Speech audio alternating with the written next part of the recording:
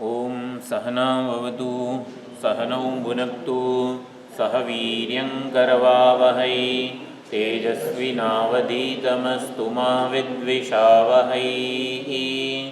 ओम शान्ति शान्ति शान्तिः। हरिः ओम श्री गुरुभ्यो नमः। हरिः ओम। सदाशिवसमारम्भां शङ्कराचार्यमध्यमाम् अस्मदाचार्यपर्यन्तां वन्दे गुरुपरम्परां वन्दे गुरुपरम्पराम्।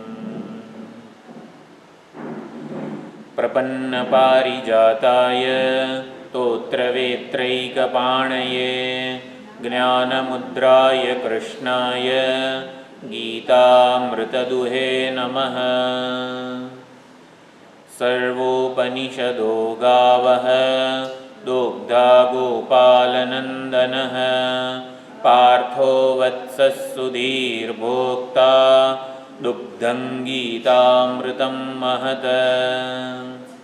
वसुदेवसुतं देवं कंसचाणूरमर्दनं देवकी परमानन्दं कृष्णं वन्दे जगद्गुरुं श्रीकृष्णं वन्दे जगद्गुरुम्।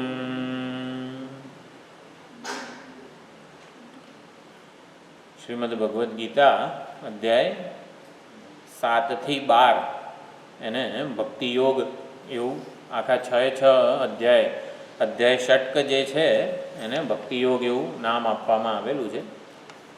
તો ભક્તિયોગમાં મુખ્ય વિષય છે ઈશ્વરના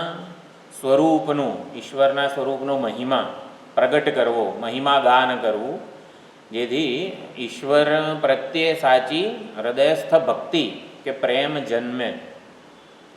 કોઈ પણ પક્ષીને ઉડવું હોય તો પાંખો જે છે પક્ષીની, કબૂતર હોય તો કબૂતરની પાંખો છે એનાથી કબૂતરને ગતિ મળે, વેગ મળે.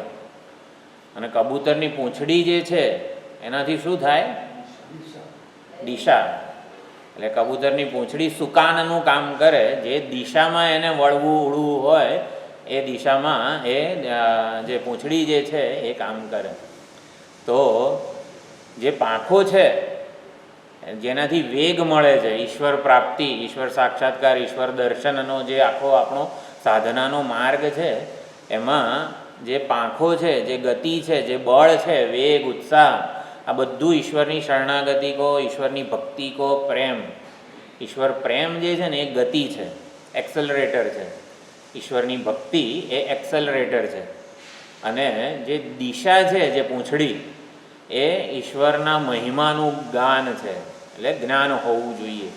ઈશ્વરનો મહિમા ખબર હશે તો ઈશ્વર પ્રેમ વડે આપણી બધી જ શક્તિને આપણે ઈશ્વર પ્રાપ્તિના, ઈશ્વરના દર્શન વગેરે જે આપણું લક્ષ્ય છે જીવનનું, એ માર્ગે આપણે જોતરી શકીએ, કેન્દ્રિત કરી શકીએ. એમને પાંખો હલાય કરીએ તો કંઈ થાય નહીં. દિશા પણ યોગ્ય પકડવી જરૂરી છે. તો એ દિશાનું જ્ઞાન આ 7-12 અધ્યાયમાં, ઈશ્વરનો મહિમા જાણતા હોઈશું તો આપણને સાચું ઈશ્વર પાટેનો પ્રેમ, સમર્પણ, ભક્તિ વગેરે જાગશે. એ મહિમા ખબર હોવી જોઈએ. એટલે જેટલું મહત્ત્વ ઈશ્વરની ભક્તિનું છે એટલું જ મહત્ત્વ ઈશ્વરના મહિમાનું પણ છે. સાચો મહિમા આપણને ખબર હોય તો સાચો પ્રેમ, હૃદયસ્થ પ્રેમ આપણને જન્મે. એટલે ભક્તો એવી જ રીતે પ્રાર્થના કરે, મારા હૃદયમાં અનપાયીની ભક્તિ. અનપાયીની એટલે ક્યારેય સમાપ્ત ન થનારી, ક્યારેય ઓછી ન થનારી. શિવજી છે રામચરિત માનસમાં, ઉત્તરકાંડ વગેરેમાં રાજ્યાભિષેક, રાજતિલક થયું ભગવાનને, ત્યારે શિવજી સ્તુતિ કરે છે. એટલે જ્યારે બાળ રૂપે અયોધ્યામાં ભગવાનનો અવતાર થયો છે ત્યારે પણ શિવજી એમને નિરખવા માટે આવે છે. અને ત્યારે પણ સ્તુતિ કરે છે. અને પછી એ જ વખતે કહે છે કે ભગવાન તમારો જ્યારે અયોધ્યામાં રાજ્યાભિષેક થશે ને ત્યારે પણ હું આવીશ. અને ત્યારે રાજ્યાભિષેક થાય છે, શિવજી આવે છે. અને ત્યારે હકીકતમાં રાજા રામનો રાજ્યાભિષેક થવાનો હોય તો તેમને કેવું શુભેચ્છાઓ, અભિનંદન, આશીર્વાદ વગેરે અપાય ને. પણ શિવજી એ વખતે આવીને પ્રાર્થના કરે છે, બાર બાર વર માગવું હર્ષી દેહુ શ્રી રંગ. વારંવાર એ જ વરદાન માગું છું, હે ભગવાન, પદ સરોજ અનપાયની ભગતિ સદા સત્સંગ. ભગવાન, મને આપના ચરણોની અનપાયની ભક્તિ અને સત્સંગ પ્રાપ્ત થાવ. એટલે કે આપના ચરણોની ભક્તિ પ્રાપ્ત થાવ એટલે કે આપના ચરણોમાં હંમેશા મારો નિષ્કપટ પ્રેમ જળવાયેલો રહે. અને સત્સંગમાં શું થતું હોય છે, પણ ઈશ્વરના મહિમાને જાણવાનો, ઓળખવાનો, એ પ્રમાણે ઈશ્વરને ભજવાનો પ્રયત્ન કરીએ છીએ. એટલે ઈશ્વરના મહિમાનું જ્ઞાન પણ હોવું જોઈએ, જે મુખ્ય વિષય છે 7 થી 12 અધ્યાયનો. એના સાચા સ્વરૂપે આપણે ઓળખવાનો પ્રયત્ન કરીએ તો પ્રેમ ઈશ્વર માટેનો હૃદયમાં છે જ. એવું કઈ રીતે કહી શકાય કે આપણને બધાને ઈશ્વર માટે પ્રેમ હૃદયમાં છે જ, આપણે ઓળખતા નથી. એટલે ઓળખીશું ઈશ્વરને, ઈશ્વરના મહિમાને, તો આપોઆપ પ્રેમ જન્મવાનો જ છે. એટલે ઈશ્વરને પ્રેમ કરવા માટે, એને વહાલ કરવા માટે, ભક્તિ કરવા માટે કોઈ પ્રયત્ન નથી કરવાનો. આપણને એમ લાગે કે પૂજા કરીએ, જપ કરીએ, ધ્યાન કરીએ એટલે ઈશ્વર માટે પ્રેમ જન્મશે. ના ના, જન્માવવાનો નથી. ઈશ્વર માટે પ્રેમ છે એ ઓળખવાનું છે ખાલી. તો એવું ક્યારે થાય? એટલે ઈશ્વર માટે હૃદયમાં પ્રેમ છે જ, આપણે ખાલી જાણતા નથી. તો એટલે પ્રેમ જન્માવવાનું સાધન મહિમા જ્ઞાન જ છે, મહાત્મ્ય જ્ઞાન વગેરે કહેવાય. તો એવું કેમ? આમ આપણને પ્રેમ છે પણ આપણને ખબર જ નથી, એવું કઈ રીતે? હૃદયમાં છે. આપણે એક ઓલું ઉદાહરણ જોયું હતું, બાળક જન્મે ત્યારે બધા સગાવાલાઓ હોય કે જો તારું નાક જો પપ્પા જેવું છે, તારી દાઢી મમ્મી જેવી છે, તારા ગાલ છે દાદા દાદી જેવા છે, તારી આંખો આવી રીતે મામા જેવી છે, વગેરે વગેરે. પણ કોઈ એવું કહેતું નથી, એલા તું કેવો છું, એમ કે તું પરમાત્માનો અંશ છું, જીવ પરમાત્માનું જ પ્રતિબિંબ છે. તો કોઈ એવું નથી કહેતું તું તો ચૈતન્ય જેવો છું, પરમાત્માનો છું, કે તું આનો છે, આના જેવું આ છે, આ છે. પણ કોઈ એવું એને કહેતું નથી જીવને.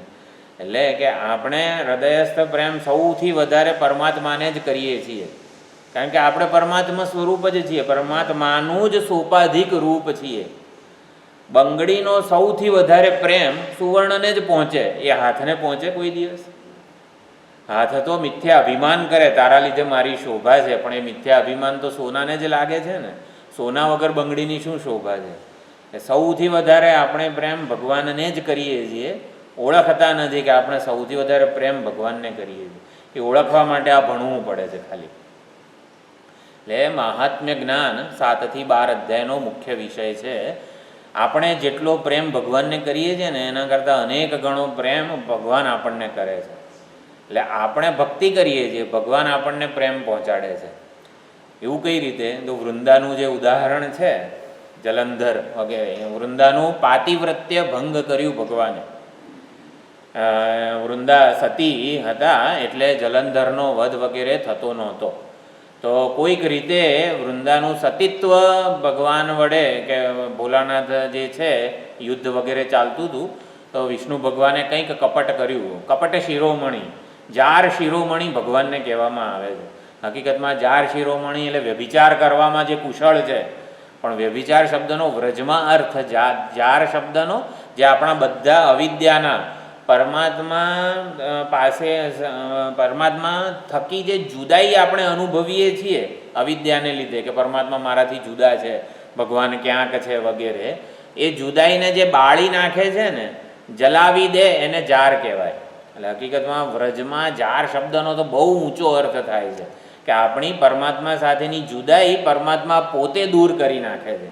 એટલે કે ચોર શિરોમણી, કપટ શિરોમણી, કપટી, કિતવ, કપટનું સંસ્કૃતમાં અર્થ છે કિતવ શબ્દ, કિમ તવ એટલે કિતવ. કે ગોપી આવી રીતે ભગવાનમાં રોજ જુદા જુદા ઘરેથી માખણ ચોરી કરતા હોય, તો એકવાર માખણ ચોરી કરતા પકડાઈ જાય તો પછી ગોપી કે હાથ પકડી લે કે કેમ મારા ઘરેથી માખણ ચોરી કરે છે? તારે ખાવું હોય તો તારા ત્યાં નંદ બાબાને ત્યાં તો 9 કરોડ જેટલી ગાયો છે, ત્યાંનું માખણ ખા ને. અમારે છે ને, અમારા ઘરમાં તો થોડી 2, 3, 4 ગાયો હોય, તો એનું અમારા માખણ કેમ ખાવા આવે છે? ચોરી કરવા છે, બધા વાસણો ફોડી કાઢે છે, બધું કેટલું બધું નુકસાન કરે છે. એટલે ભગવાન એવું કે, બાલકૃષ્ણ ભગવાન ઓહો આ તારું ઘર છે ગોપી? મને એમ કે આ તો મારું જ ઘર છે. એટલે મને એમ કે આ તો માં યશોદાનું જ ઘર છે એમ કરીને પછી ટૂંકમાં ચોરી કરવાનું તો ચાલુ જ રાખે. એટલે કિતવ એવું કિતવ શિરોમણી કિમ તવ, આ ક્યાં તારું છે, આ તો મારું જ ઘર છે ને એમ કરીને ભગવાન એવું ચોરી કરતા જાય, માખણ ચોરી કરતા જાય. અને બધાની પાસેથી કોઈ પણ મારા સિવાય કોઈ આશ્રય ના હોવો જોઈએ તમારો. તમારું બધાનું મન છે ને મારામાં જ પરોવાયેલું હોવું જોઈએ. કે ભગવાન ચોરી કરી લે છે. તો વૃંદાવનનું પણ જે સતીત્વ હતું ને એ પણ ચોરી કરી લીધું. કેમ? શેના માટે? એટલે જ્યારે વૃંદાને ખબર પડી કે આ ભગવાને મારી સાથે કપટ કર્યું છે, મારા સતીત્વનો ભંગ કર્યો છે, તો વૃંદાએ ત્યાં ને ત્યાં યોગાગ્નિ દ્વારા પોતાના શરીરને ભસ્મ કરી દીધું. જેવું વૃંદાનું શરીર ભસ્મ થયું એટલે અને ભગવાનને શાપ આપ્યો કે તમે પથ્થર બની જાઓ, તમે આવું કર્મ કર્યું ને માટે તમે પથ્થર બની જાઓ. તો ભગવાન શાલિગ્રામ બની ગયા ત્યાં. એટલે કે એ વૃંદાના શાપને લીધે ભગવાન આપણા માટે શાલિગ્રામ રૂપે પૂજાવા લાગ્યા છે. ને શાલિગ્રામ બની ગયા, પથ્થરની જે ઓલી હોય એ બની ગયા. અને પછી એ વૃંદાની જે ચિતાની ભસ્મ હતી ને એમાં લપેટાવા લાગ્યા. આખું આમ ભસ્મને પોતાના ઉપર લગા, હે વૃંદે એમ કરીને બોલાવા લાગ્યા. કે કેમ? શેના માટે વૃંદાને આટલું બધું યાદ કરે છે ભગવાન? કે વૃંદા હકીકતમાં આપણે બધા છીએ. વૃંદા એટલે જીવનો સ્વામી, જીવનું હકીકતે સ્વરૂપ, જીવનું સાચું સ્વરૂપ પરમાત્મા જ છે, પણ એ બીજાને વરેલી છે. તો બીજાને વરેલી હોય તો એનામાંથી મુક્ત કરવા પડે ને. ભગવાને કંઈક તો કરવું પડે. આપણે બીજા બધાને વરી ચૂક્યા હોઈએ, અનેક બધા વિષયો અને વ્યક્તિઓ બધાને આપણે મહત્ત્વના માનતા હોઈએ, પછી ભગવાને કંઈક તો કપટ કરવું પડે ને. એ લોકોનું મહત્ત્વ ઓછું થાય, મારું મહત્ત્વ વધવું જોઈએ. કંઈ કપટ કર્યા વગર ભગવાનને બીજું કંઈ આવડતું નથી. એટલે ભગવાને આવું કર્યું અને વૃંદા એમ કરીને બૂમો પાડે છે અને બધી ભસ્મ પોતાના ઉપર ચોળે છે. કારણ કે એ જીવને પોતાની સાથે લગાડવા માગે છે. એટલે કે જીવ જુદો રહે ને, એટલે આપણને જેટલી જુદાઈ સાલે છે પરમાત્માની, એના કરતાં અનેક ગણી વધારે પરમાત્માને સાલે છે કે આ મારાથી જુદો ન રહેવો જોઈએ. એટલે કે ઈશ્વરની ભક્તિ વગેરે એટલા માટે ભગવાને 7 થી 12 અધ્યાય જેટલા, આખા 6 અધ્યાય ઈશ્વરની ભક્તિ, ઈશ્વરના મહિમાના જ્ઞાન રૂપે કહ્યા છે. એ 7 થી 12 અધ્યાયનું બહુ જ મહત્ત્વ છે. ઈશ્વરની શરણાગતિ કહો, ભક્તિ કહો, એનાથી આપણી આધ્યાત્મિક પ્રગતિને એટલું બધું બળ મળે છે કે મહાત્માઓ કહે છે કે જે કરજત સ્ટેશન આવે ત્યારે શું થાય છે? કરજત સ્ટેશન આવે ત્યારે બીજું એન્જિન લગાડવામાં આવે છે. મુંબઈથી પૂના જતી ટ્રેનો હોય તો બોગદું ચડવાનું હોય ત્યારે કરજત સ્ટેશને શું થાય છે? કરજત સ્ટેશને શેના માટે ટ્રેન ઊભી રહે? વડાપાઉં ખાવા માટે, એન્જિન ચેન્જ કરવા માટે એન્જિન લગાડવામાં આવે છે. એટલે કે જે આપણો જીવનો પુરુષાર્થ જે છે, એક એન્જિન આધ્યાત્મિક પ્રગતિનો જે ચઢાવ છે ને, એ ચઢાવમાં પર્યાપ્ત નથી. શેના માટે પર્યાપ્ત નથી? હવે ગમે તેટલી મહેનત કરીશ, આટલા જપ કરીશ, આટલું આ કરીશ, જીવનો પુરુષાર્થ આધ્યાત્મિક પ્રગતિનો જે ચઢાવ છે ચઢી શકે છે, એમાં વાંધો નથી. પણ પાછું ખેંચનારા પરિબળો શું છે? તો આપણા પૂર્વજન્મના સંસ્કારો જે છે, આપણે આટલા અનાદિ જન્મોથી જે સંસારને, જગતને, આ ઉપાધિને, શરીરને હું માનતા આવ્યા છીએ, પોતાનું અહમ અને મમનો જે વિસ્તાર કરેલો છે, એ સંસ્કારો, પૂર્વજન્મના બધા સંસ્કારો જે છે, સ્વાર્થ, અભિમાન, આ બધી વસ્તુઓ ખેંચે છે. એ ગુરુત્વાકર્ષણ બળ છે. એ જીવનો પુરુષાર્થ પરમાત્માની પ્રાપ્તિ માટે તો પર્યાપ્ત છે, પણ આ પૂર્વજન્મના સંસ્કારોને એનું બળ ઓછું કરવા માટે, એનો પ્રભાવ ઓછો કરવા માટે પર્યાપ્ત નથી. એટલે ઈશ્વરની શરણાગતિ ભક્તિ જે છે એ બીજું એન્જિન આ ગુરુત્વાકર્ષણ બળને ઓવરટેક કરી દે છે. ગમે તેવો અપિચેત સુદરાચાર, આગળ જ બધા શ્લોકો આવશે, આપણા ગમે તેવો પાપી દુરાચારી વગેરે હોય એનું કોઈ પ્રભાવ આ ભક્તિ પડવા દેતી નથી. ઈશ્વરની ભક્તિ આપણના પૂર્વજન્મના જે કંઈ સંસ્કારો જે છે એ જે પાછું ખેંચતા હોય છે આપણને અનાત્મ ઉપાધિ જગતમાં વગેરે નામરૂપના સ્તરે જ રાખે, તો એની સામે લડવા માટે, એનું અતિક્રમણ કરવા માટે ઈશ્વરની શરણાગતિ છે. તો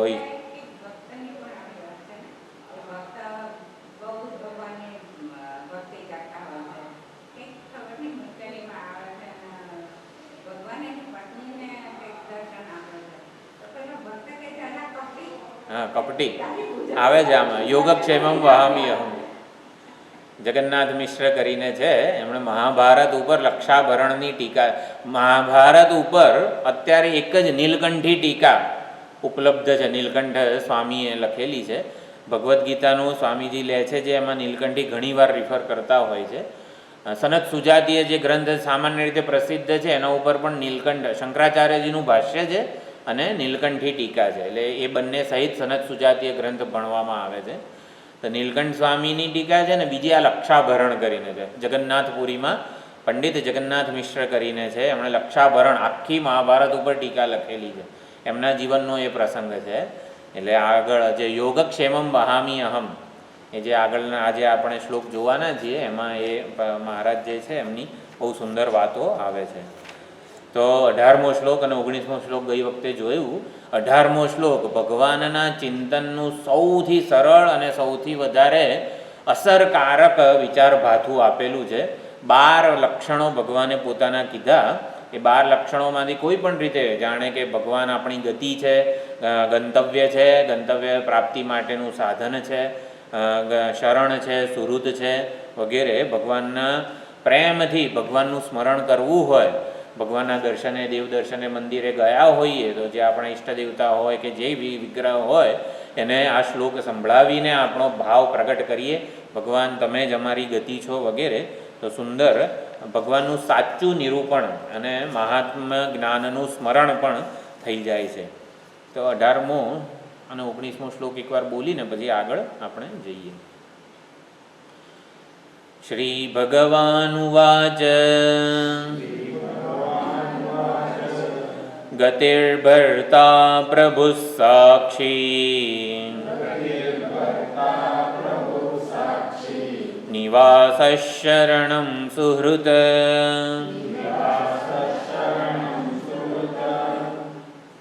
પ્રભવઃ પ્રલયસ્થાનં નિદાનં બીજમવ્યયम्. તો અહમ ગતિ, અહમ ભર્તા, અહમ પ્રભુ, અહમ સાક્ષી એમ 12 વખત આમાં અહમ શબ્દ જોડાયેલો છે. ભગવાન કહે છે હું જ ગતિ છું, હું જ ભર્તા છું, હું જ પ્રભુ છું વગેરે. શરણમ, શરણ્ય શરણીય છે પરમાત્મા. નિધાનમ એટલે કે ખજાનો છે આપણો, જે કંઈ પણ આપણે ખજાના તિજોરી સાચવી રાખીએ, ભવિષ્યમાં કામ લાગે એવી બધી વસ્તુઓ ભગવાન કહે છે હું છું. કે ભવિષ્યમાં કામ લાગશે, ચલો એફડી કરી રાખો, ચલો 5 યર TDRD કરી રાખો. ભગવાન કહે છે આ બધું હું છું ને માટે એ સલામતી આપે છે ભવિષ્યમાં. એટલે ભગવાને જાણે કે અહીંયા કહી દીધું કે નિધાન પણ હું છું, સનાતન બીજ અવ્યય બીજ પણ હું જ છું, અને બધાનો પ્રભાવ, લય અને સ્થાન સ્થિતિ પણ મારા લીધે જ છે. આ પ્રમાણે કીધું. તપામી અહમ વર્ષમ, જે કંઈ વર્ષા વરસે છે, વરસાદ વરસાવનારા જે સૂર્ય કિરણો જે છે, એટલે દરેકે દરેક ઋતુમાં જુદા પ્રકારના સૂર્ય કિરણો રશ્મિઓ હોય છે. તો વરસાદ લાવનારી સૂર્યની રશ્મિઓ હું છું. વરસાદ વખતે અને વરસાદ પહેલાં જે વૈશાખ જેઠ વગેરેમાં જે તપે છે એ રશ્મિઓ હું છું. તપામી અહમ નિગૃણામી, અને વરસાદને સંકેલી લેનારી રશ્મિઓ પણ હું જ છું. એ પ્રમાણે જીવન રથનું સંચાલન કરે છે ભગવાન. અમૃતં ચૈવ મૃત્યુશ્ચ, અમરતાનું અને મરણનું, અમરતાનું સાધન હું છું અને મૃત્યુનું કારણ પણ હું જ છું. બધાની જીવન જે યાત્રા છે એ મારા જ હાથમાં છે. પ્રપન્ન પારિજાતાય તોત્ર વેત્રૈક પાણય, એવું ભગવાનને આપણે ધ્યાન શ્લોકમાં કહીએ છીએ. તોત્ર અને વેત્ર, ડાબા હાથમાં ભગવાને લગામ અને ચાબુક પકડેલી છે, અને જમણા હાથે જ્ઞાન મુદ્રાય કૃષ્ણાય. ભગવાન આવી રીતે ભગવદ્ ગીતામાં ઉપદેશ આપી રહ્યા છે. લગામ અને ચાબુક, લગામ જે છે એનાથી નિયંત્રણ થાય, ચાબુકથી વેગ વગેરે અપાય. તો આપણા જીવન રથને સંચાલન માટે ભગવાન પાસે આપણા જીવન રથની બ્રેક અને એક્સિલરેટર બંને છે.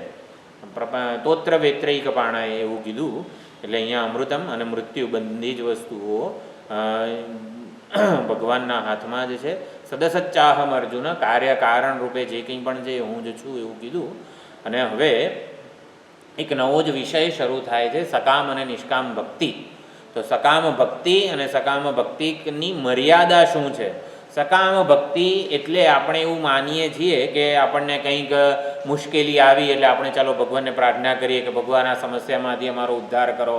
આપણને કંઈક જોઈએ છે, ભગવાન જે એક્ઝામ આપી છે જરાક સંભાળી લેજો, આટલા ટકા જોઈએ છે આવી કોલેજોમાં એડમિશન માટે, આને સકામ ભક્તિ કહેવાય. ભગવાન પાસે કંઈ માગવું એને સકામ ભક્તિ એવો સામાન્ય અર્થ આપણને ખબર છે, પણ એવો અર્થ નથી થતો. સકામ ભક્તિ એટલે ભેદ ભક્તિ, કે જે પરમાત્મા, સકામ ભક્તિનું શ્રેષ્ઠ ઉદાહરણ સમજવું હોય તો વિષ્ણુ આપણે શિવજીના મંદિરે ગયા, શિવજી ઉપર જલાભિષેક કર્યો, રુદ્રમ વગેરે જે કંઈ પણ આપણને આવડે છે, કોઈ સ્તોત્ર પ્રાતસ્મરણ વગેરે તો એ બોલ્યા વગેરે. એ બહાર નીકળ્યા, અરે આજે શનિવાર હતું તો શનિ દેવતાને તેલ ચડાવવાનું રહી ગયું. આને સકામ ભક્તિ કહેવાય, એટલે કે ભેદ ભક્તિ, કે પરમાત્માના જ જે રૂપ છે, આ હાથ અને આ જમણો હાથ અને ડાબો હાથ જુદો છે. એટલે આ છે ને આ પવિત્ર કામમાં આ વપરાય છે, સંકલ્પ કરવામાં, પૂજા કરવામાં વગેરે, આનું મહત્ત્વ વધારે હોય એવું નથી. અંગો જે છે પણ એ બધામાં અંગી કોણ છે? એક જ હું, એક જ ચૈતન્ય છે. એટલે સકામ ભક્તિ અને નિષ્કામ ભક્તિનો અર્થ એવો થાય, નિષ્કામ ભક્તિ એટલે અંગીની પૂજા, કે જે ચૈતન્ય બધા અંગોમાં અહંભાવ ધારણ કરીને રહેલું છે એની પૂજા કરીએ આપણે, એની આરાધના કરીએ, એને નિષ્કામ ભક્તિ કહેવાય. અને અંગો મહત્ત્વના હોય કે જેમણે કેબિનેટ મિનિસ્ટર્સ આપણે ત્યાં હોય, તો એક કેબિનેટ મિનિસ્ટર એટલે શું? ઇન્દ્ર, વરુણ ના બધા જે છે, અગ્નિ, કે ભાઈ રાંધવું હોય, રસોઈ બનાવવી હોય તો અગ્નિ દેવતાની કૃપા જોઈએ ને, રાંધનારા અગ્નિ જ છે. એટલે આપણે અગ્નિ દેવતાની આરાધના કરીએ, એમને જો જે કંઈ અર્પણ કરવાનું હોય, ઘી વગેરે એ અર્પણ કરીએ. વરસાદ લાવવા માટે વરુણ દેવતાની કૃપા જોઈશે. પછી સૂર્યને આપણે અર્ઘ્ય આપીએ, સૂર્યથી સ્વાસ્થ્ય વગેરે થાય. ગણપતિ દાદા આપણે જવું ક્યાંક હોય તો ત્યાં ગણપતિ દાદાને પગે લાગી લઈએ, કોઈ વિઘ્ન ના આવે.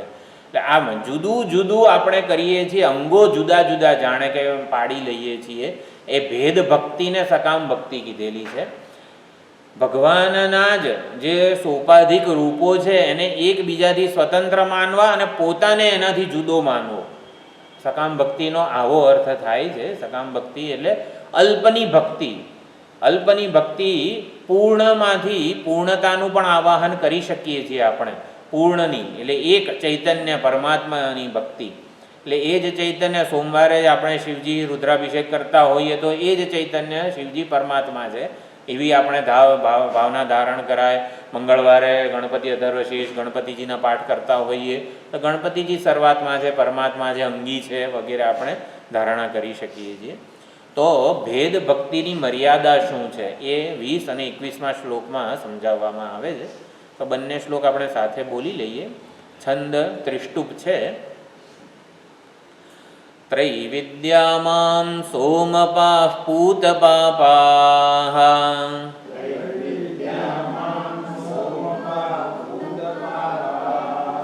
યજ્ઞૈરિષ્ટ્વા સ્વર્ગતિં પ્રાર્થયન્તે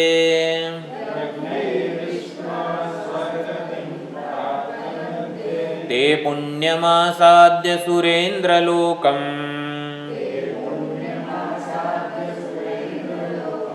અશ્નન્તિ દિવ્યાન દિવિ દેવ ભોગાન તે તં ભુક્ત્વા સ્વર્ગલોકં વિશાલમ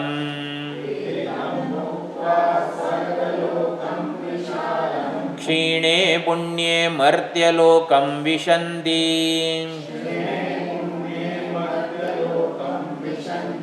એવં ત્રૈધર્મમનુપ્રપન્નાઃ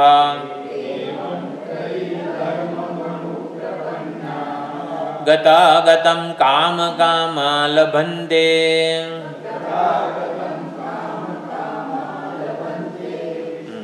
કામકામાઃ એટલે કે કામી, સકામ બધા ભક્તો હોય એટલે કે કામના યુક્ત. કલ્પવૃક્ષ પાસે આપણે શું પારસમણી આપણી પાસે હોય પણ આપણે એનો ઉપયોગ આવી રીતે ચટણી પીસવા માટે વાપરતા હોઈએ એને સકામ ભક્તિ કહેવાય.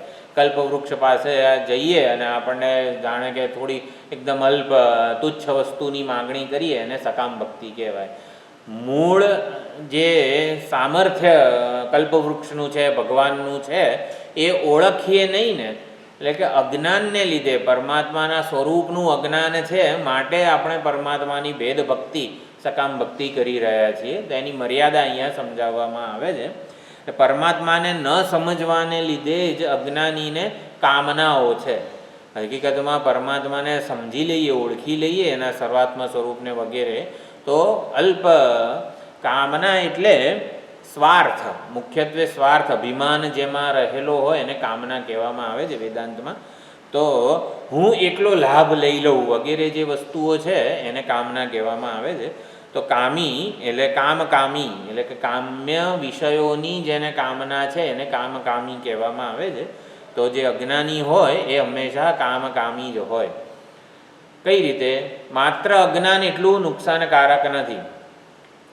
10 આવી રીતે ભંડારો ને આવું તેવું બધું હોય તો 10 જરા અંધ બધા હતા, અંધ પ્રજ્ઞાચક્ષુ બધા 10 લોકો હતા. તો એમ એ ક્યાંક આવી રીતે ધર્મશાળામાં, અન્ય ક્ષેત્રમાં વગેરે ક્યાંક રહેતા હોય એમ એ ત્યાં નિમંત્રણ આવ્યું હતું બાજુના કોઈક આશ્રમ વગેરેમાંથી ભિક્ષા માટે. તો ભંડારો હોય તો અમને તો રસ હોય જ. તો 10 જે પ્રજ્ઞાચક્ષુ હતા ને એ જઈ રહ્યા હતા. એમાંથી એક જે છે ને એ બહુ રસ્તામાં પડતો હતો, આખડતો હતો, એને બહુ વાગતું હતું. તે પણ 10 આંધળા હતા, 10 ને દેખાતું નહોતું. તો એક જ કેમ પડતો આખડતો હતો? બધાથી આગળ જવું હતું, પણ બધાને મળવાનું જ હતું. ભંડારો હતો, કોઈ ભૂખ્યું તો જવાનું નહોતું. એટલે કે અજ્ઞાન, અવિદ્યા જે છે, અજ્ઞાનનો અંધકાર હોય તો એ કંઈ એટલું બધું એ નડતું નથી, ચાલતું નથી. પણ કામના કે હું પહેલો પહોંચીને બધું વધારે ખાઈ લઉં, એટલે પણ મળવાનું જ છે બધાને. એટલે કે એના લીધે વધારે ઝડપથી ચાલતો હતો ને એટલે ખાડા વગેરેનું ધ્યાન નહોતું રહેતું, એટલે પડતો આખડતો હતો. એટલે કામના જે છે, અજ્ઞાન તો બરોબર છે, પરંતુ અજ્ઞાન એટલું નુકસાનકારક નથી જેટલી અજ્ઞાનમાંથી જન્મેલી કામના છે. કામનાને લીધે એ જ આંધળો વધારે પડતો આખડતો હતો. હું વધારે જલ્દી જવું છે, વધારે પહેલી પંગતમાં બેસી જવું ને વગેરે. એટલે પણ બધાને મળવાનું જ છે, પણ એમ કામનાને લીધે વધારે હેરાન થાય છે. તો અહીંયા એ પ્રમાણે કામનાની થોડી મર્યાદા કહેવામાં આવે છે કે એ જ સમાન પ્રયત્ન પરમાત્માની આરાધનાનો જે છે આપણે કરતા હોઈએ છીએ, એ જ પ્રયત્ન હોય, પરંતુ કામનાને લીધે વધારે એનું અલ્પ ફળ મળે છે, અલ્પ ફળ મળે છે, પૂર્ણતાનું ફળ મળતું નથી આપણને. તો ત્રૈવિદ્યા મામ સોમપાહ પૂતપાપાહ. ત્રૈવિદ્યા, તો 3 વિદ્યા કઈ કહેવામાં આવે છે? તો કે આપણને મનુષ્ય શરીર મળેલું હોય અને વેદ વિદ્યા વગેરેનું, ઋગ્વેદ, યજુર્વેદ, સામવેદ વગેરે જે કંઈ પણ છે એનું અધ્યયન પણ આપણે કરેલું હોય. એટલે મનુષ્ય શરીર છે, વેદ વિદ્યાનું અધ્યયન છે, એના સંસ્કારો પણ છે. આ પહેલું પાસું થયું. બીજું પાસું છે જ્ઞાન તો હોય પણ યજ્ઞાદિ કર્મો જે છે એનું અનુષ્ઠાન થઈ શકે એવું વિત્ત, સ્વાસ્થ્ય વગેરે બધું પણ હોય. તો આ બીજું પાસું છે. ત્રૈવિદ્યામાં 3 જે રહેલા છે એની વાત અહીંયા થાય છે. તો કે મનુષ્ય શરીર છે, વેદ વિદ્યાનું અધ્યયન છે પહેલું, પછી યજ્ઞાદિ ધર્મ જે અનુષ્ઠાન થઈ શકે યજ્ઞ યાગનું એવું વિત્ત વગેરે પણ હોય. અને ત્રીજું છે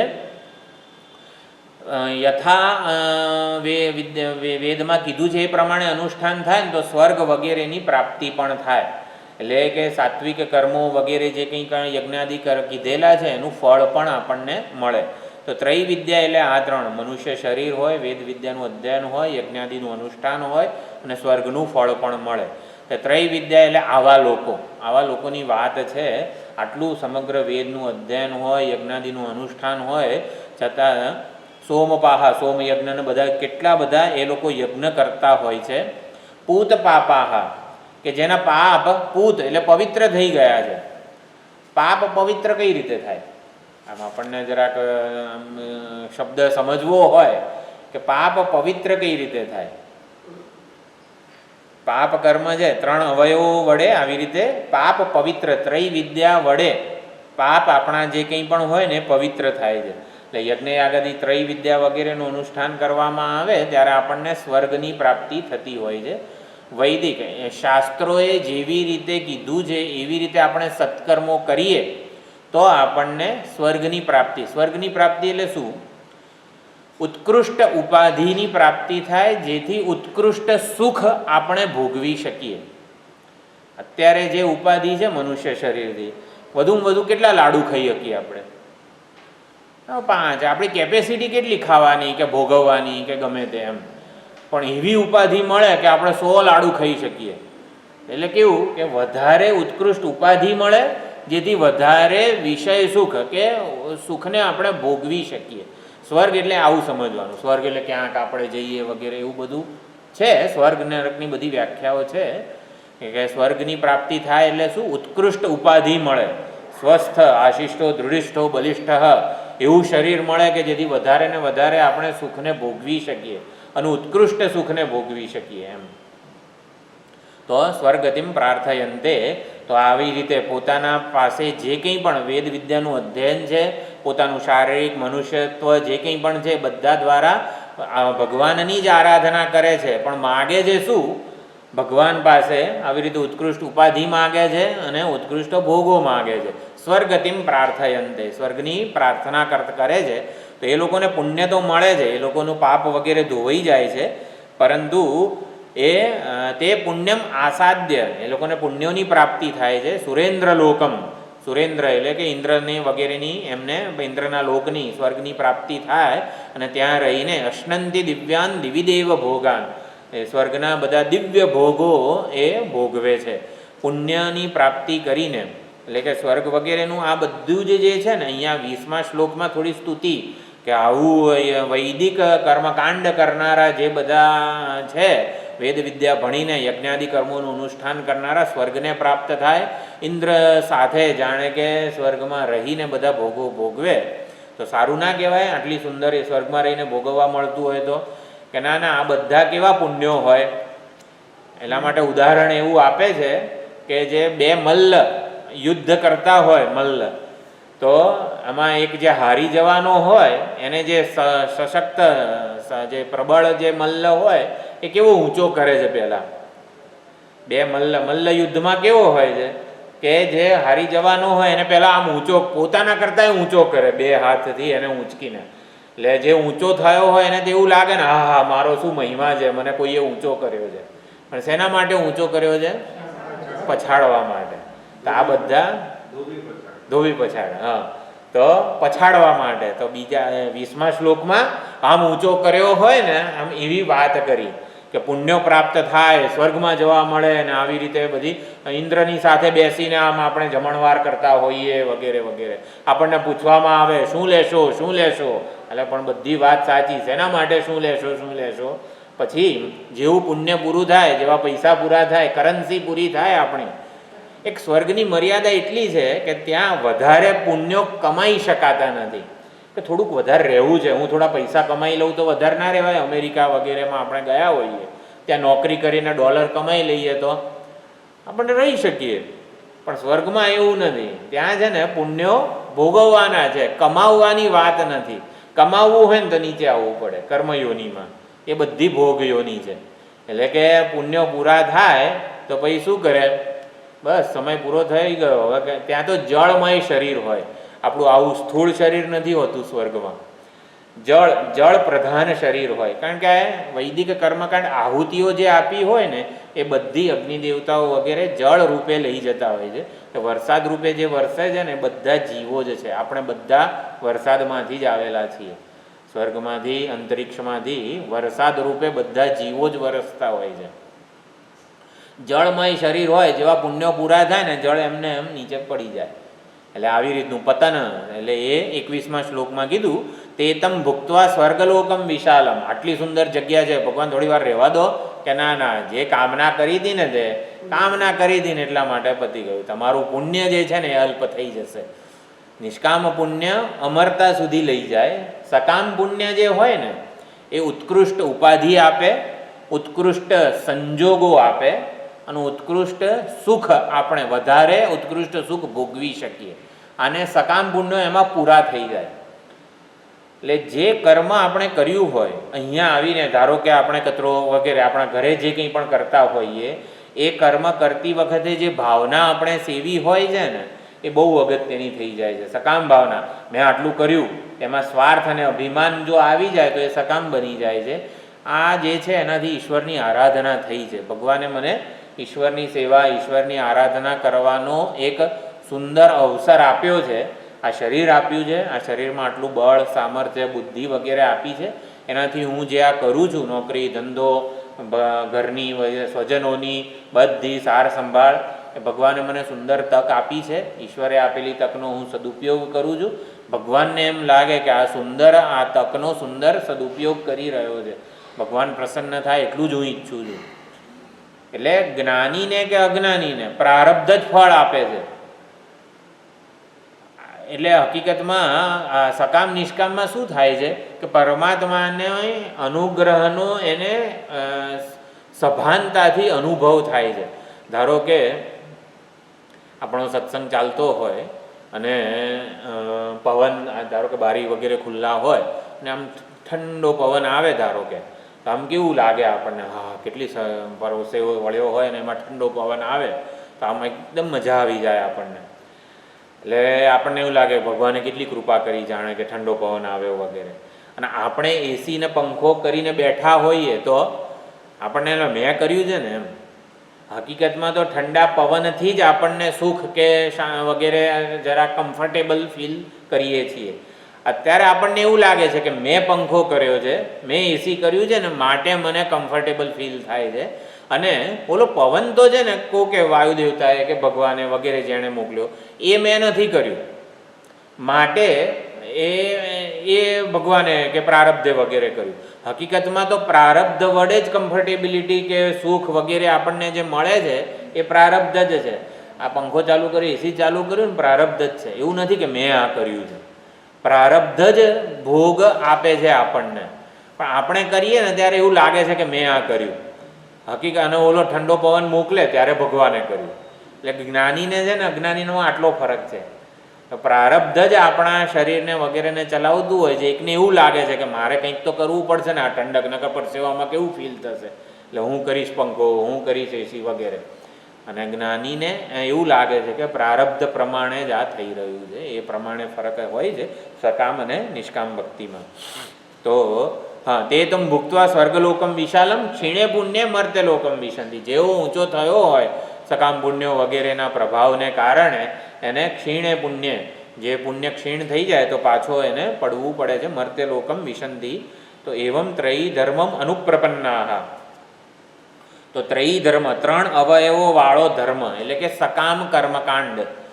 વેદમાં અત્યારે વૈદિક બધા કર્મો આપણે નથી કરતા, તો જે લૌકિક જે કંઈ પણ આપણે આપણી ઉપાધિ પ્રમાણેનું, માતા તરીકેનું, પિતા તરીકેનું, પુત્ર તરીકેનું જે કંઈ પણ આપણે કર્તવ્ય કરતા હોઈએ એ જે કર્મ છે. એટલે ત્રયી ધર્મમાં જે ત્રણ અવયવો આપણે સમજ્યા એને જ બીજી રીતે સમજવા હોય તો આપણી ઉપાધિ, આપણી ભૂમિકા પ્રમાણેનું જે આપણે કર્મ કરતા હોઈએ, જે કર્મ, એ કર્મ કરતી વખતે આપણે કંઈ ભાવના જાળવી છે, એટલે કે કામના આપણી શું છે એ, અને એનું લૌકિક કે પારલૌકિક ફળ, આને ત્રયી ધર્મ કહેવામાં આવે છે. એવમ ત્રયી ધર્મ અનુપ્રપન્ના. એટલે કે આ પ્રમાણે પોતાના હું કર્મ કરું છું એવું અભિમાન છે, હું કર્મ કરીશ અને આમ ફળ મળશે એમ કરીને જે ફળનું પણ અભિસંધિ છે અને કામનાપૂર્વક કરે છે. આ ત્રણ એટલે કે કર્મ છે, કામના છે અને ફળ છે. આને ત્રયી ધર્મ કહેવાય છે. તો એવમ ત્રયી ધર્મમ અનુપ્રપન્ના. એટલે એને પ્રપન્ન એટલે શરણાગત, એટલે કે એને ભરોસો કોનો છે જીવનમાં, કામકામી કે જે સકામ ભક્તિ વગેરે જે કરી રહ્યો છે એને પોતાના આ ત્રણ ઉપર ભરોસો છે. એવમ ત્રયી ધર્મમ અનુપ્રપન્ના એવું કીધું. આ ત્રણ ઉપર જે આવી રીતે આશ્રિત છે એ ગતાગતમ, એને ક્યાંય આવી રીતે આવવાનું જવાનું, સ્વર્ગમાં જવાનું, ઉત્કૃષ્ટ ઉપાધિમાં ભોગવવાના સુખ, પાછા આવવાનું. એટલે ગતાગતમ આવજા કરનારી બધી, એટલે કે જન્મ મૃત્યુનું ચક્ર જે છે એ એને પ્રાપ્ત થતું રહે છે. એક શરીરમાંથી બીજા શરીરમાં, બીજા શરીરમાંથી ત્રીજા શરીરમાં, એવી રીતે ગતાગતમ. કામકામાહ લભંતે. કામકામાહ એટલે અજ્ઞાની કામી.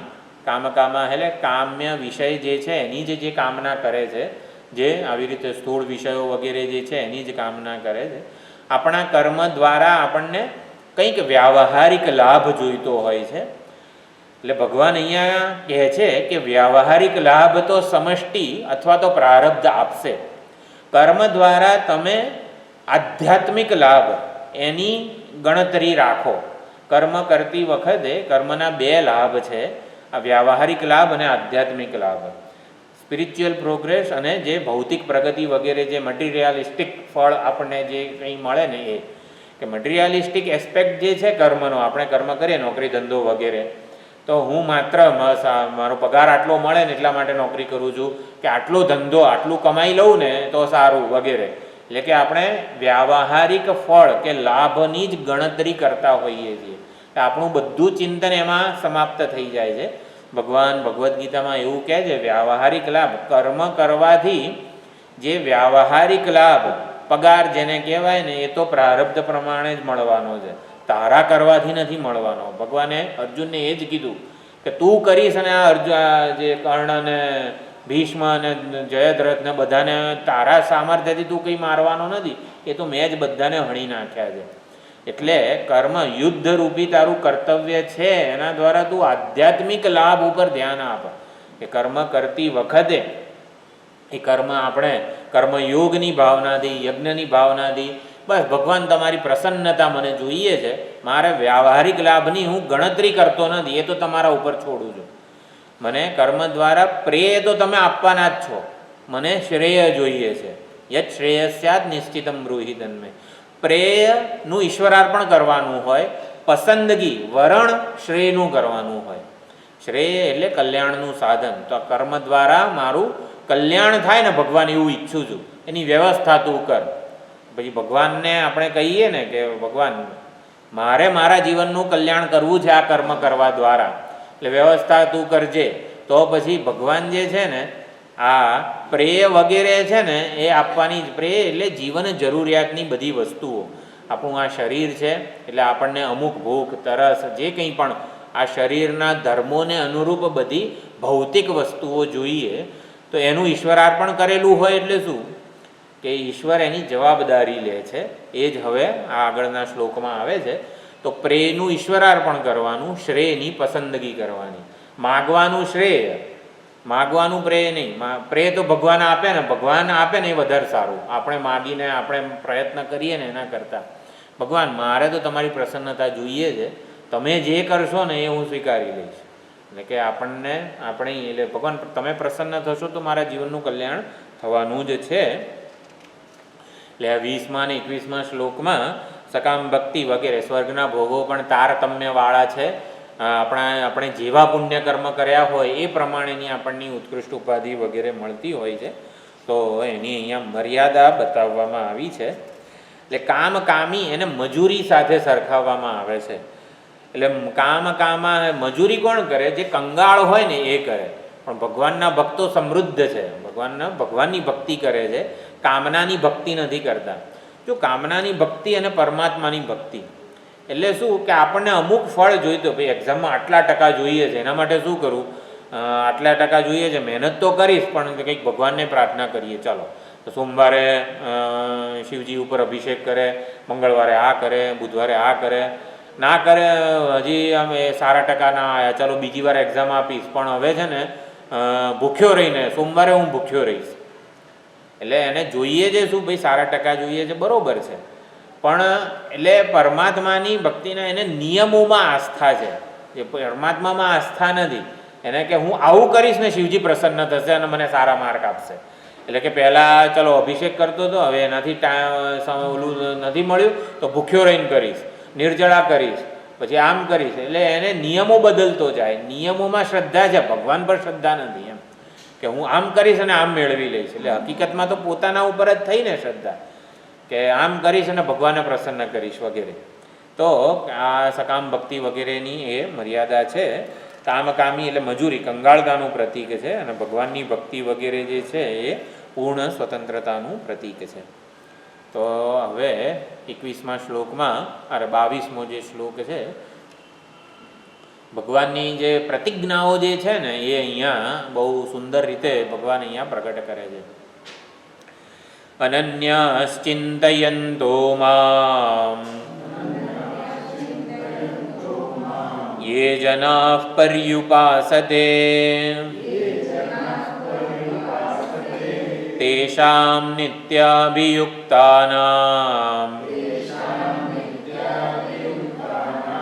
योगक्षेमं वहाम्यहम्.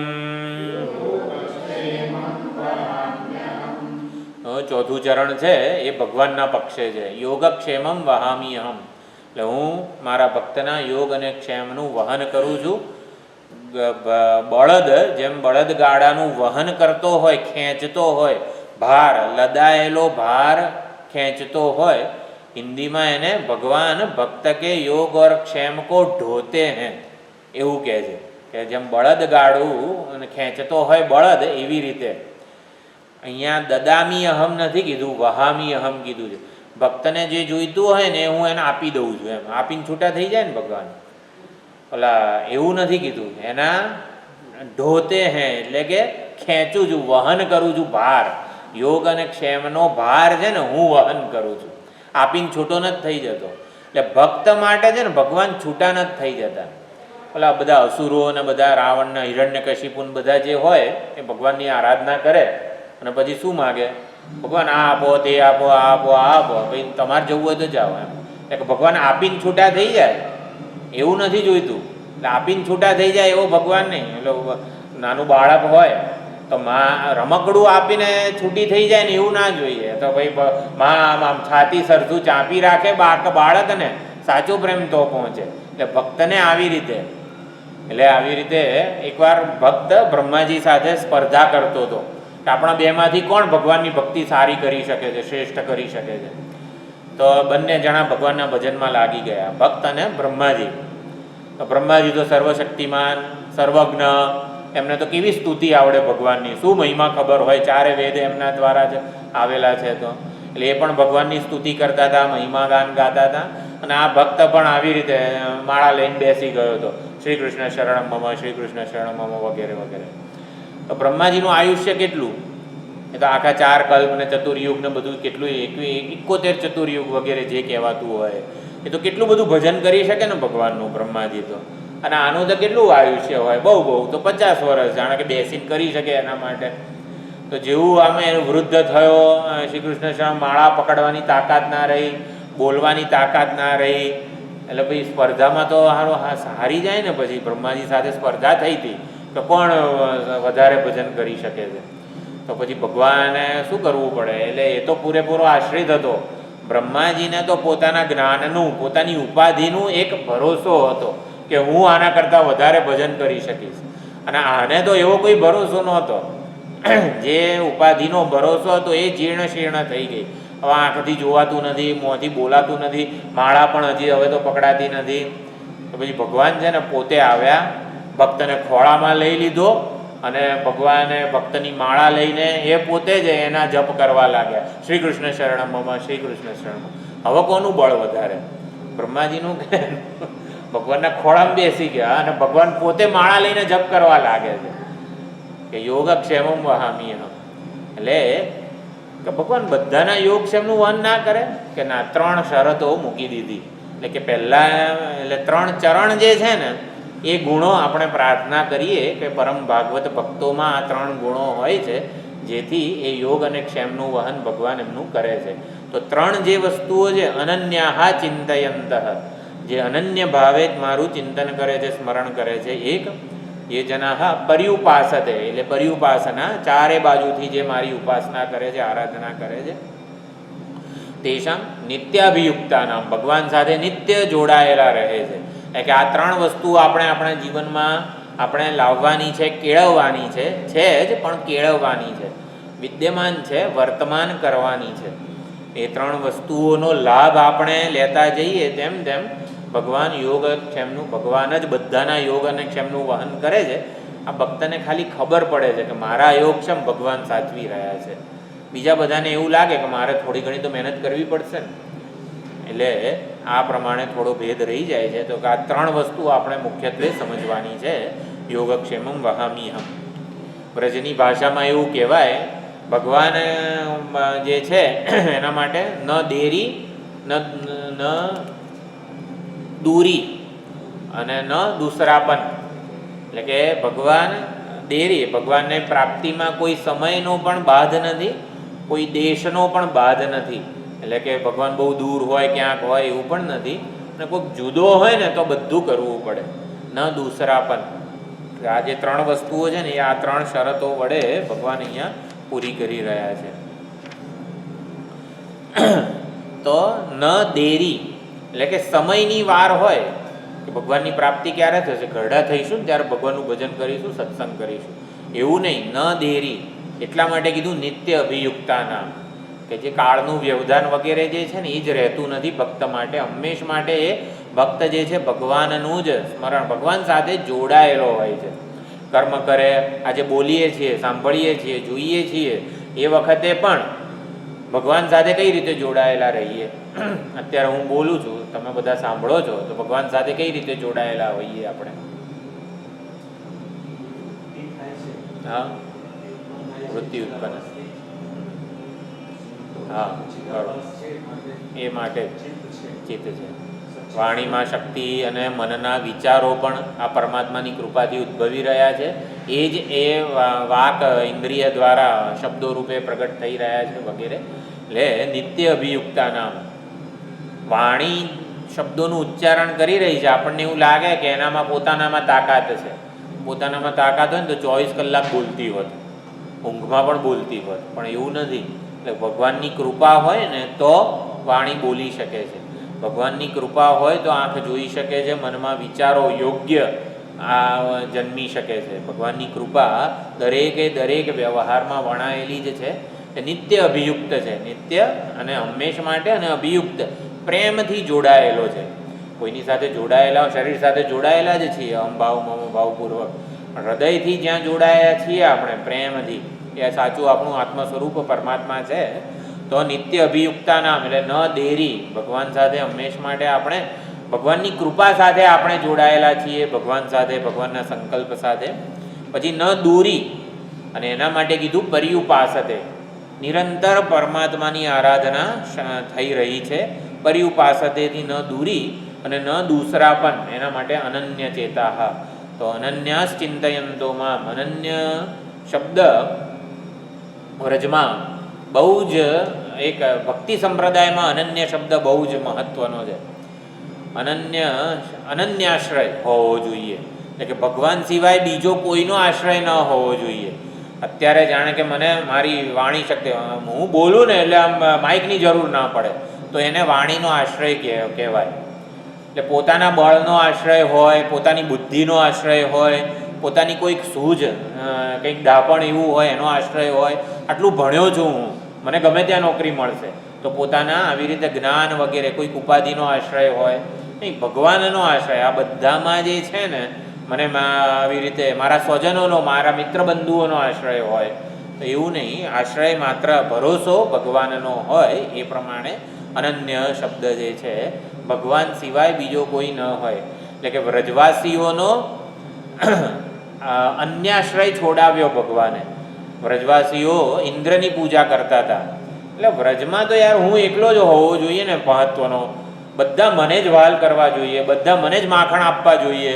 આ માખણ વળી કંસ શેનો લઈ જાય, અને ઇન્દ્ર વળી આટલા બધા 56 ભોગ શેનો આરોગી જાય, મારી પૂજા થવી જોઈએ.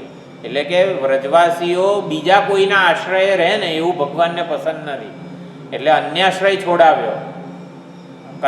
બધી જ વસ્તુઓ, માખણ બાખણ બધું બંધ કરી દીધું, અને ઇન્દ્ર પૂજા પણ બંધ કરાવી દીધી. પછી આત્માશ્રય પણ દોષ કહેવામાં આવે છે. આત્માશ્રય એટલે કે હું કંઈક છું એમ, મારામાં કંઈક છે. એટલે કે ગોપીઓને જ્યારે રાસલીલા વખતે એવું થયું કે અમે ત્રિભુવનની સૌથી સૌભાગ્યશાળી સ્ત્રીઓ છીએ, કે આવા વ્રજેન્દ્ર નંદન ભગવાન સર્વજ્ઞ સર્વશક્તિમાન જે છે, આખા જગત કારણે અમારી સાથે રાસ રમી રહ્યા છે. એટલે ભગવાન તરફથી દ્રષ્ટિ ગઈ અને પોતાના સૌભાગ્ય ઉપર આવી, કે અમારું કેટલું સદભાગ્ય છે. એને આત્માશ્રય દોષ કહેવાય. એ પણ છોડાવ્યો. ભગવાન અંતર્ધાન થઈ ગયા અને ખબર પડી ત્યારે ગોપીઓને કે આપણને આ મદ, સૌભાગ્ય મદ જે છે ને, એના લીધે ભગવાન અંતર્ધાન થયા છે. એટલે આત્માશ્રય અને અન્યાશ્રય ભગવાને છોડાવ્યો છે. અનન્યાશ્રય હોવા જોઈએ વ્રજવાસીઓ. એમના માટે માત્ર એક હું જ મહત્વનો હોવો જોઈએ, કે બધું મને જ સમર્પિત કરવા જોઈએ. તો એ પ્રમાણે અનન્ય શબ્દ વ્રજમાં આવી રીતે અનન્ય શબ્દ ઉપર બહુ ભાર મૂકવામાં આવે. તો એકવાર વ્રજના બધા ગોસ્વામી જે વલ્લભાચાર્યજીની જ્યાં જ્યાં બેઠકો વગેરે હોય તો ત્યાં આવી રીતે ગોસ્વામીજી હોય. તો વ્રજમાં જે બેઠક છે તો ગોસ્વામીજી આવી રીતે કથા વગેરે કરતા હતા. અનન્ય શબ્દ ઉપર એ વખતે કંઈક આવ્યું એટલે એમની બધી પાલખી, જેને શું કહેવાય છે, લટકા વગેરે કહેવાય છે એમની ભાષામાં, એટલે પાલખી યાત્રા વગેરે બધું નીકળતું હોય. તો વ્રજના જે ગોસ્વામી છે એ આવી રીતે પાલખી યાત્રામાં એ વખતે તો વિચરણ જ કરવાનું હોતું હતું. તો દ્વારકા એકવાર આવે છે. તો દ્વારકા આવે છે ને ત્યાં આવી રીતે સત્સંગ વગેરે થતો હોય તો એમાં અનન્ય શબ્દ કે આપણે બધા અનન્ય ભક્તો છીએ ને એવી રીતે બધું ચાલતું હતું. એમણે તો ભગવાન આવો ગોવાળનો વેશ લઈને સભામાં સત્સંગમાં આવ્યા, ઊભા રહ્યા આમ ગોવાળના વેશમાં જ આવી રીતે. તો ભગવાને પૂછ્યું જે વ્રજના ગોસ્વામીજી હોય એમને કે કોણ છો આપ, તમે પરિચય આપો મહારાજજી. તો એ વ્રજના ગોસ્વામીએ કીધું અમે અનન્ય છીએ. વ્રજના ગોસ્વામીએ કીધું કે અમે અનન્ય છીએ. તો પછી ગોસ્વામીએ પૂછ્યું તમારો પરિચય આપો, કે અમે ફનન્ય છીએ. ફનન્ય છીએ એટલે ગોસ્વામીજીએ તો કેવી બધા ભક્તિ સંપ્રદાયના બધા પ્રવર્તક આચાર્યો કહેવાય કે સારું આવું તો કંઈ ભણવામાં આવ્યું નથી. ફનન્ય જેવું કંઈ અનન્ય શબ્દ છે, અનન્ય ભક્તિ, અનન્ય આશ્રય વગેરે બધું છે. આપણી ફનન્ય શું છે એમ. તો ફનન્ય એટલે શું, આવું તો પહેલી વાર સાંભળ્યું. એટલે ગોસ્વામીજીએ ભગવાનને એટલે કે એ વેશમાં ગ્વાલ રૂપે આવેલા હતા તો પૂછ્યું કે આ ફનન્ય એટલે શું. તો ભગવાન પૂછે છે કે અનન્ય એટલે શું એ પહેલાં સમજાવો. તો અનન્ય એટલે શું કે અમે માત્ર કૃષ્ણ ભગવાનનો જ આશ્રય છે. એ કૃષ્ણ એક જ અમારા પરમાત્મા, આવી રીતે એમનો જ ભરોસો છે. અમે કંઈ ઇન્દ્ર ને વરુણ ને અગ્નિ ને આ તે બધા જે બ્રહ્મા વિષ્ણુ રુદ્ર એ બધા કોઈને ઓળખતા નથી. એટલે એ બધા કોઈની અમે ભક્તિ ના કરીએ. બ્રહ્મા વિષ્ણુ ઇન્દ્ર વરુણ નામ બધા નામ બોલ્યા, એ બધા જુદા જુદા બધા દેવતાઓના. અમે અનન્ય છીએ એમ, માત્ર કૃષ્ણ ભગવાનને જ આશ્રિત છીએ, એમનો જ ભરોસો છે. ત્યારે ગ્વાલ રૂપે આવેલા જે ભગવાન હતા એ કીધું કે અમે ફનન્ય છીએ. કે ફનન્ય એટલે શું કે તમને એટલીસ્ટ નામ તો ખબર છે ને, બ્રહ્મા વિષ્ણુ રુદ્ર ઇન્દ્ર અગ્નિ વરુણ, અમને તો એ નામે નથી ખબર એમ, એને ફનન્ય કહેવાય. એટલે સમજાવવા એ માગતા હતા કે એક પરમાત્મા, એક ચૈતન્ય જે છે આ બધા સોપાધિક રૂપે રહેલું છે. નિરુપાધિક પરમાત્મા તો એક જ છે. એટલે એની દ્રષ્ટિ હોવી, એટલે એની નાની અંગી અને અંગોની સરખામણી કરીએ આપણે. એટલે એમના દ્વારા એવી થઈ ગોસ્વામીજી દ્વારા કે અમે બ્રહ્મા વિષ્ણુ રુદ્ર ઇન્દ્ર વરુણ વગેરેને નહીં પણ કૃષ્ણને ભજીએ છીએ. એટલે એમના કરતાં જુદા થયા ને કૃષ્ણ, જાણે કે અંગો કરતાં અંગી કઈ રીતે જુદો હોય. એટલે અંગો જે છે ને એ અનન્ય છે અંગી કરતાં. એટલે અંગો, હાથનું સ્વતંત્ર અસ્તિત્વ મારાથી ના હોય, અંગીથી ના હોય. એટલે કે અંગોનું સ્વતંત્ર અસ્તિત્વ નથી. એટલે અંગો તે છે અંગી થકી જ ચરિતાર્થ થાય છે. એમનું અસ્તિત્વ અંગીને લીધે જ છે. એટલે કે અંગીની ભક્તિ એટલે અનન્ય ભક્તિ, એવી રીતે પણ ત્યાં સમજાવવામાં આવેલું છે. એટલે અનન્યાસ ચિંતયંતો મામ યે જનાઃ પર્યુપાસતે. તો પરમાત્માની ઈચ્છા હોવી, કર્મ કરતી વખતે પરમાત્માની ઈચ્છા હોવી એટલે શું, પરમાત્માની આરાધના હોવી એટલે પરમાત્મા પ્રસન્ન થાય. કર્મ દ્વારા ભગવાન આ જોઈએ છે, આ આપો ને, આ જોઈએ છે, આ આપો ને, એવું નહીં. ભગવાન દાંતનો દુખાવો થયો છે, ગમે તેમ કહીને કંઈક કરો, કરાય પ્રાર્થના, ભગવાન પ્રસન્ન થાવ, તમારું પ્રસન્ન વદન જોઈને મારો દાંતનો દુખાવો જતો રહેશે. એટલે કે ભગવાન પાસે દાંતના દુખાવાની દવા આપવી એના કરતાં માગવી, એના કરતાં ભગવાન પ્રસન્ન થાવ ને બધું થઈ જશે. મને જે જોઈએ ને બધું યોગક્ષેમ ભગવાન તમે વહન કરવાના જ છો. એટલે ભગવાનની પ્રસન્નતા આપણે માગીએ, ભગવાનની આવી કૃપા કે અનુગ્રહ આપણે માગીએ ભગવાનની કરકો આપણા કોઈ પણ કર્મ કરવા દ્વારા. એટલે જે અનન્ય ભાવે પરમાત્માનું ચિંતન કરે છે, સર્વતઃ સતત ઉપાસના આરાધના કરે છે, એ પૂર્ણતઃ આવી રીતે અભિયુક્ત થઈ જાય છે મારી સાથે, અને એના યોગ અને ક્ષેમનું હું જ વહન કરું છું. તો આ પ્રમાણે એના યોગ અને ક્ષેમનું વહન કરું છું. એટલે પ્રારબ્ધ જ, પ્રારબ્ધ એટલે ભગવાન, પ્રારબ્ધના સર્જન ભગવાન જ છે. એટલે ભગવાન દ્વારા જ આપણા બધાના યોગ અને ક્ષેમનું વહન થતું હોય છે. અને ભગવાન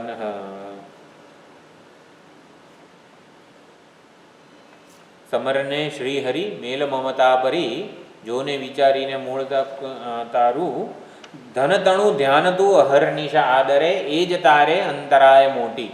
સમરને શ્રી હરિભજનમાં પણ એવું કહે છે કે ભગવાનનું સ્મરણ કરવામાં નડી શું રહ્યું છે, તો ધનતણું ધ્યાન તું અહર્નિશા આદરે એ જ તારે અંતરાય મોટી. ધનતણું એટલે કે આપણું મમત્વ જ્યાં જ્યાં હોય ને એનું આપણે વારંવાર ચિંતન કરતા હોઈએ છીએ, એ જ ભગવદ સ્મરણમાં મોટી અંતરાય છે. એટલે આપણું જે કંઈ પણ હોય એનું ઈશ્વરાર્પણ કરીએ. ઈશ્વરાર્પણ કરીએ એટલે શું? ઈશ્વરને સમર્પિત કરીએ એટલે શું? ઈશ્વરની પ્રસન્નતા હશે ને બધું સરસ રીતે સચવાઈ જશે એવો ભરોસો. એટલે ભગવાનને સમર્પિત કરવા માટે આમ શું કરવાનું? આ માઇક ભગવાનને સમર્પિત કરું છું એટલે શું? એમ એટલે કે કોઈ પણ વસ્તુનું ઈશ્વરાર્પણ કરવું એટલે ઈશ્વરની ઈચ્છાથી, ઈશ્વરની કૃપાથી આ માઇક ચાલે છે. મેં ચાર્જ કર્યું એટલે ચાલે છે, ખબર છે? એવું નહીં એમ. આ માઇકનું ઈશ્વરાર્પણ કરવું એટલે શું? ભાઈ માઇક બધી વસ્તુઓ, બધા સાધનો છે ને, સાધનને ચલાવનારો પરમાત્મા છે. પરમાત્માની કૃપાથી આ ચાલે છે સાધન, પરમાત્માની કૃપાથી જ આ ચાલે છે. અને આ વાણી, આંખ, બધા સાધનો પરમાત્માની કૃપાથી ચાલી રહ્યા છે. એ જ સાધનોનું ઈશ્વરાર્પણ છે. આ રીતે આપણે અનન્ય ભાવ, અનન્ય ભક્તિ વગેરે એ પૂર્વક જોડાઈ શકીએ છીએ. पर्युपासते हर देश में तू हर वेश में तू तेरे नाम अनेक तू एक ही है. તો એ પ્રમાણે पर्युपासते દરેક વેશમાં ભગવાન છે નટકટ આ જે કનૈયો જે છે એ આપણને બધું જ આપણું કોક એવો પાત્ર બનીને આપણું અપમાન પણ કરે, આપણા પર ગુસ્સે પણ થાય, બધા નખરા કરતા કનૈયાને આવડે છે. આપણને લાગે કે આવું કેમ કર્યું કનૈયા, પણ કનૈયો નટખટ જ છે. એટલે આપણે એ જે વેશ લઈને આવેલો છે એ વેશમાં એનો આદર કરીએ. એટલે पर्युपासते જ્યાં આપણી નજર પડે ત્યાં આપણે ભગવાનને ઓળખીએ, જે વસ્તુ ઉપર પડે એમાં પણ આપણે ભગવાનને ઓળખીએ. એટલે કે એમની કૃપાનું આપણે, અનુગ્રહનું આપણે આવાહન કરીએ. એટલે એને पर्युपासते કીધું. અને તેષામ નિત્યાભિયુક્તાનામ યોગક્ષેમમ વહામી અહમ. યોગ અને ક્ષેમનું વહન હું કરું છું. તો યોગ, હવે આપણે આપણા જીવનના યોગ અને ક્ષેમ એટલે ભાષ્યમાં તો લખેલું છે કે જે પ્રાપ્ત નથી થયું એને આપવું એને યોગ કહેવાય, જે પ્રાપ્ત છે એનું રક્ષણ કરે એને ક્ષેમ કહેવાય. પરંતુ એટલે આપણી જે યોગ સાધના છે, પરમાત્મા પ્રાપ્તિમાં જે સાધના આપણે કરી રહ્યા છીએ, જેમ કે સાધન ચતુષ્ટય, વિવેક, વૈરાગ્ય, મુમુક્ષા, ષટ સંપત્તિ વગેરે જે કંઈ પણ છે, એમાં જે કંઈ ઉણપ છે આપણા વૈરાગ્યમાં, આપણી મુમુક્ષામાં જે કંઈ ઉણપ છે એ ઉણપને ભગવાન પૂરી કરે, એને યોગનું વહન કર્યું કહેવાય. એટલે કે જે આપણામાં અધિકારમાં જે ત્રુટિ કે ઉણપ છે, ત્રુટિ તો નહીં પણ ઉણપ છે, અધિકાર આપણામાં જે કંઈ પણ પૂર્વ સંસ્કારોને લીધે અધિકારમાં કંઈક ઉણપ હોય, એ સંસ્કૃત સમજાતું નથી, રૂપો યાદ નથી રહેતા. આપણા અધિકારમાં જે કંઈ પણ ઉણપ હોય એ ભગવાન પૂરી કરે, એને યોગનું વહન કર્યું કહેવાય. અને જે સુંદર સાધના, ઈશ્વરની આરાધના થઈ રહી છે, સત્સંગ વગેરે, તો સત્સંગ વગેરેનો મોકો આપી રાખે, સત્સંગ છૂટી ન જાય આપણા જીવનમાં, આપણી આધ્યાત્મિક પ્રગતિમાંથી સત્સંગ છૂટી ન જાય ને, એને ક્ષેમનું વહન થયું કહેવાય. એટલે આપણા ભક્તો માટે યોગ અને ક્ષેમનું વહન આ રીતે આપણે એને સમજવાનું છે. તુલસીદાસજી રામાયણ લખી રહ્યા હતા. તો રામાયણ લખતા લખતા એમની પાસે શું હોય, બહુ બધો શાહીનો ખડિયો હતો, ઓલી પીંછું, સહી વગેરે જે હતી, અને રામાયણની પોથી વગેરે જે કંઈ કાગળિયા હતા, આટલું હતું. તો એમને ખબર પડી કે આવી રીતે ચોર એમના ઘરે આવવાનો હતો. 3 દિવસ આવ્યો ચોર ચોરી કરવા માટે, પણ ઓલા રામ અને લક્ષ્મણ હાથમાં ધનુષ લઈને એમની ઘરની આવી રીતે પ્રદક્ષિણા કરતા હતા, લખી રહ્યા હતા ને એટલા માટે. તો 3 દિવસ, 3 રાત્રિએ ચોર આજે એમના ઘરે ચોરી કરવા માટે આવે છે. પણ પછી ભગવાન આવી રીતે 2 ધનુર્ધરને જોઈને જતા રહે છે. પછી ચોથા દિવસે છે ને સવારે આવી રીતે 9-10 વાગે જાણે કે પ્રાતઃકાળ આવે છે ચોર, તુલસીદાસજીને મળે છે કે તમારા ઘરમાં છે શું આટલું બધું? તો ઓલા 2 જણા આમ હાથમાં ધનુષ બાણ લઈને રાત્રે પહેરો કરે છે, જોવા દો. એટલે એમને સાક્ષાત મળે જ છે તુલસીદાસજીને. તો જોયું તો આ શાહીનો ખડિયો હતો, ઓલી પેન હતી, પીછું હતું, અને રામાયણની પોથી હતી. તો તુલસીદાસજીને ખબર પડી કે આવી રીતે ભગવાન તો મારા ઘરની આવી રીતે રક્ષા કરવા માટે પહેરો, આખી રાત જાગે છે ભગવાન મારા માટે. એટલે સહીને ખાડા બધું જે કંઈ પણ હતું ને ફેંકી દીધું કે ભગવાનને આટલું બધું શ્રમ પડે છે મારા માટે એમ. એટલે યોગક્ષેમમ વહામ્યહમ, ભગવાન પરમાત્મા આવી રીતે ભક્તને માટે યોગનું ક્ષેમ વગેરે વહન કરતા હોય છે. ઘણા બધા આવા ઉદાહરણો છે. એક પંડિતજી આવી રીતે હનુમાનજીના મંદિરમાં પૂજારીજી હતા અને કથા કરતા હતા. તે મંદિર હોય, ગામના પાદરે હનુમાનજીનું મંદિર હોય, અને જે કંઈ પણ બપોરના સમયે કે વગેરે કંઈક હોય તો હનુમાનજીની કથા પણ કરે, સત્સંગ પણ કરે. અને ભાવ એવો રાખે કે મારી આ કથા જે છે ને હનુમાનજી સાંભળે છે. કોઈ શ્રોતા હોય કે ના હોય એમને કંઈ ફરક ના પડે. ભાઈ મારા તો મુખ્ય શ્રોતા હનુમાનજી છે, હું તો હનુમાનજીને જ આવી રીતે શ્રોતા માનીને એમને જ કથા, સત્સંગ, રામકથા વગેરે સંભળાવું છું. તો એમને પછી દીકરી વગેરે આમ વિવાહ યોગ્ય થઈ અને આવી રીતે વિવાહ કરવા માટે એમને 1000 રૂપિયા જેટલા, એ વખતની વાત છે, તો 1000 રૂપિયા જોઈતા હતા કે વિવાહ સંપન્ન થઈ જાય એના માટે. અને આ તો કથા કરે, કોઈ હોય કે ના હોય, કોઈ આવે નહીં એવું એ થાય. એટલે અને પછી ગામમાં લોકો પાસે પણ એટલી કંઈ સમૃદ્ધિ ના હોય એટલે કંઈ ચઢાવો પોથી ઉપર કંઈ મૂકે પણ નહીં. એટલે પણ ચાલતું હતું કે ભગવાન પાસે કંઈ માગવું નથી. પણ ખબર પડી ગઈ ભગવાનને કે આ વિવાહ યોગ્ય પુત્રી છે, એની ચિંતા રહ્યા કરે છે અને એ ચિંતાને લીધે મારા ચિંતનમાં વિક્ષેપ પડે છે. એટલે ભગવાનને છે ને જ્યારે આપણી ઈચ્છા પૂરી થાય ને ત્યારે સમજવાનું કે આપણી ઈચ્છા હતી ને એ ભગવાનના ભજનમાં અંતરાય રૂપ હતી, એટલે ભગવાને પૂરી કરી દીધી કે જેથી ભગવાનનું ભજન સારી રીતે થાય. તો આવું થયું. એટલે ભગવાન હનુમાનજીની પૂજા આરતી વગેરે કરી સવારના પોરમાં, અને પછી થોડા ધ્યાનમાં બેઠા હતા પંડિતજી, પૂજારીજી. અને એમાં પાછળ જે હનુમાનજી મૂર્તિ, જે વિગ્રહ હતો, એમાંથી ભગવાન બોલ્યા કે આવતીકાલે ચઢાવો જે છે ને એ આવશે, 100 રૂપિયા, 1000 રૂપિયાનો ચઢાવો આવશે, એનાથી તમે તમારી પુત્રીનો વિવાહ કરી લેજો. આવું ભગવાન બોલ્યા. હવે પંડિતજી છે ને આંખો બંધ કરીને ધ્યાનમાં હતા. એટલે ભગવાન આ બોલ્યા ને પંડિતજીએ સાંભળ્યું નહીં. પણ જે દર્શન કરવા આવેલો એક વાણિયો હતો એણે સાંભળી લીધું કે આવતીકાલે છે ને આ 1000 રૂપિયાનો ચઢાવો આવવાનો છે. એટલે એ વખતના વાણિયાને થોડો લોભ આવ્યો. તો કે એને ખબર પડી કે આ પંડિતજીએ કંઈ સાંભળ્યું નથી. એટલે જરાક આમ હલાઈને ઉઠાવીને આમ પૂછ્યું, પંડિતજી લો આ 500 રૂપિયા, અને આવતીકાલે તમારી કથાનું સમાપન છે તો જે ચઢાવો આવે ને એ મારો, એનો ઠેકેદાર હું. એટલે 500 રૂપિયા તમને આપી દો. ઓલા વાણિયાને ખબર હતી કાલે ચઢાવો 1000 રૂપિયાનો તો આવવાનો છે, એટલે 1000 રૂપિયા હું લઈ લઈશ, 500 હું તમને આપી દઉં છું અત્યારે.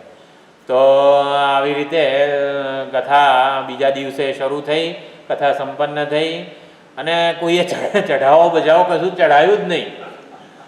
એટલે વાણિયાને તો પોતાના 500 ગયા એનો કેટલો ક્રોધ આવે.